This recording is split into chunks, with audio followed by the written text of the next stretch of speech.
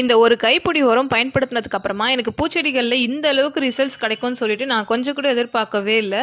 எல்லா கிளையிலுமே வந்து நிறைய நிறைய மொட்டுக்கள் வச்சிருந்தது. இதை நான் வந்து செம்பருத்தி செடிக்கு பயன்படுத்தியிருந்தேன்.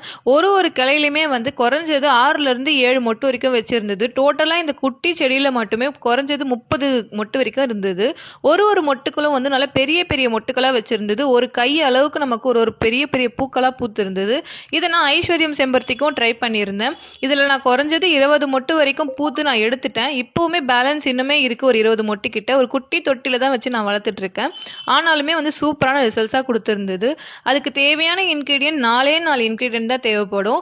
வெங்காயத்தோல், பூண்டு தோல், கருவேப்பிலை, இது மூணுத்தையுமே வந்து நல்லா வெயிலில் காய வச்சு எடுத்திருக்கேன். இதை மிக்சி ஜாரில் சேர்த்துட்டு நல்லா ஃபைன் பவுடராக அரைச்சி எடுத்துக்கோங்க.